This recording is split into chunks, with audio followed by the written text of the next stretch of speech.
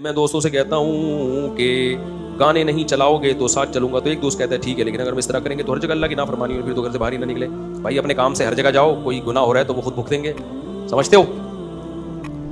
نافرمانی والی جگہ پہ بلا ضرورت جانا جائز نہیں ہے، کوئی ضرورت ہو تو۔ اب دیکھو ایک آدمی شراب خانے میں گھسا ہوا ہے، شراب پہ چل رہی ہے، میوزک چل رہا ہے، لڑکیاں ناچ رہی ہیں، یہ وہاں ٹانگ پہ ٹانگ رکھ کے بیٹھا ہوا ہے،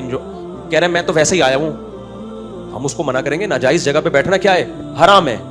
منع کریں گے نا اس کو، یار یہ نائٹ کلب ہے، لڑکیاں ناچ رہی ہیں، تو آیا وہیں آگے بیٹھا ہوا ہے، تیرا کیا کام ہے یہاں پہ؟ لیکن اگر وہ کہے وسیم میرا قرضہ لے کے بھاگا ہوا ہے یہاں شراب پینے کے لیے، جب تک کم وقت مجھے پتا ہے میں باہر بیٹھا ہی دوسرے دروازے سے نکل جائے گا، اس کے انتظار میں بیٹھا ہوا ہوں، اب ہم کیا کہیں گے؟ ویل ڈن، بیٹھا رہے، یہی کہیں گے نا۔ بھائی کوئی شرابی اندر گیا ہوا ہے، اس کے پیسے لے کے نائٹ کلب میں ناچ رہا ہے، اس کو پتا ہے گیٹ پہ انتظار کیا تو ارلی جانب سے ٹاپ کے نکل جائے گا، تو اب یہ نائٹ کلب کے اندر بھی بیٹھے گا، جا کے وہاں انتظار بھی کرے گا۔ اب یہ نہیں کہا جائے گا لڑکیاں ناچ رہی ہیں تو یہاں کیوں بیٹھا ہوا ہے، کہہ رہا ہے میں لڑکیوں کا ناچ دیکھنے کے لیے نہیں بیٹھا ہوا، وسیم میرے پیسے لے کے بھاگا ہوا ہے، تو وہاں ہم کہیں گے بھائی ٹھیک ہے ایک مجبوری ہے۔ تو بس میں آپ سفر کر رہے ہو، گانے لگا دے، اب آپ کیا روڈ پہ اترو گے؟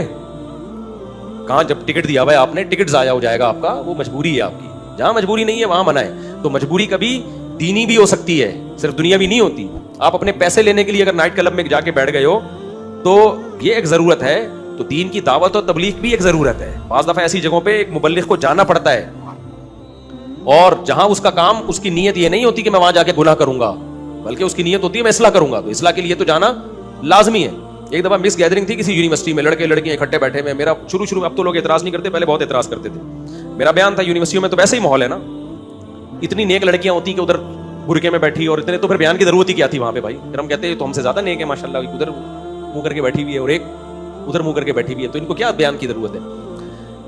تو اس میں لوگ اعتراض کر رہے ہیں ایسا ماحول میں آپ گئے، تو میں نے کہا میں کوئی اس ماحول میں انجوائے کرنے کے لیے نہیں گیا، ہم اس ماحول میں ان کو تبلیغ کے لیے گئے ہیں، اور تبلیغ میں یہ بھی ہے کہ یہ غلط ہے، لیکن اس غلط کو بیان کرنے کے دو طریقے، ایک یہ کہ ڈائریکٹ جا کے کہہ دو غلط ہے، یہ پھر منہ پہ کہنا،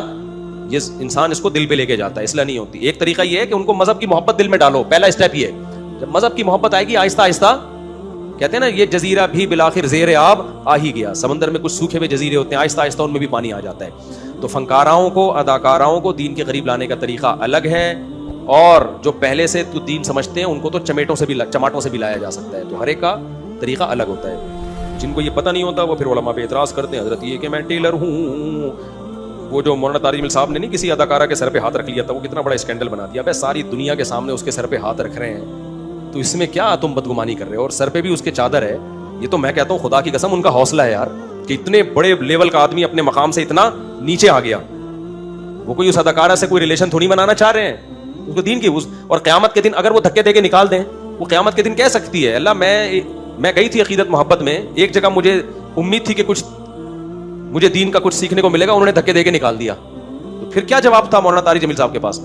تو سارے دھکے دے کے نکال رہے ہوتے ہیں، کوئی ایک تو شکر ہے ہمیں ملا ہوا ہے نا جو دھکے نہیں دے رہا ہوتا،